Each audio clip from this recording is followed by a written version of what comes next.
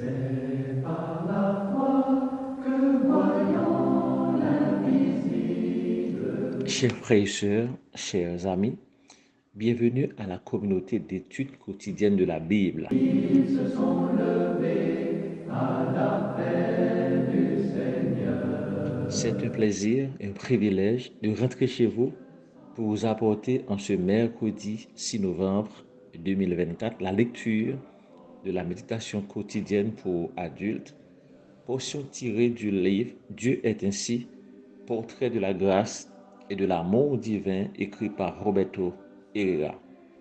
Merci de votre attention soutenue et le temps accordé au partage de nos différents contenus.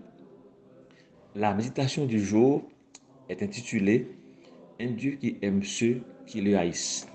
Je ne suis pas venu appeler des justes, mais des pécheurs à la repentance.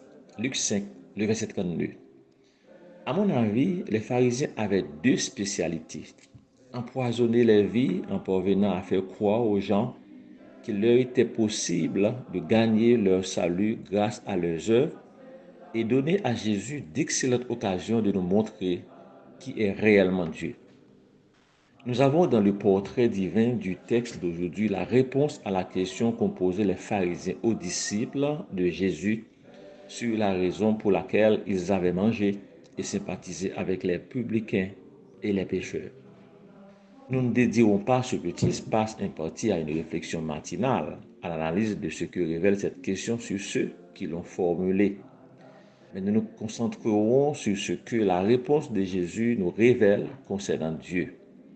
D'abord, il est merveilleux de voir Jésus sympathiser avec les pécheurs et les publicains, ces gens étranges que les pharisiens haïssaient, tandis que honorables pharisiens étaient si occupés à être saints qu'ils consacraient leur temps à critiquer Jésus et à élaborer des pièges pour le supprimer. Vous êtes-vous déjà demandé comment nous traiterions aujourd'hui la personne dans l'Église qui, ayant le même style que Jésus, se joindrait à ces gens étranges, bien trop pécheurs? Dans ce portrait de Dieu, je vois que ces individus considérés comme des pécheurs par ceux qui se croient saints sont précieux pour lui et qu'il aime être avec eux dans l'intention de les amener à la foi. Par ailleurs, Jésus a montré que Dieu ne s'approchait pas des pécheurs avec l'attitude d'un juge qui vient pour condamner, mais avec l'attitude d'un médecin qui voit qu'un malade a besoin d'aide. Les pharisiens croyaient que publicains et pécheurs ne méritaient pas d'accéder à Dieu, mais ils montraient par là qu'ils ne le connaissaient pas. De lui, le Christ a clairement dit qu'il aimait les pécheurs et que loin de chercher à les condamner, il voulait les guérir et les sauver. Voilà pourquoi il n'est pas venu appeler des justes, mais offrir à ces condamnés une issue vers le salut par la repentance.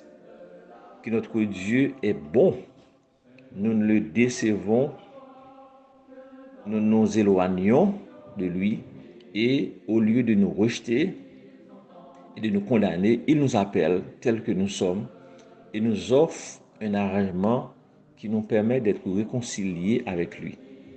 Il se peut qu'aujourd'hui, dans l'Église, les pharisiens occupent les meilleures places et ne permettent à aucun publicain de s'approcher.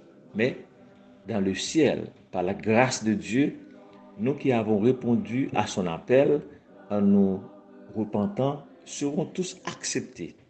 Je crois que vous et moi ferons partie de ce groupe. Nous vous remercions d'avoir été avec nous. La communauté d'études quotidiennes de la Bible, c'était votre frère, votre ami, frère Jean-Renalda. Au revoir.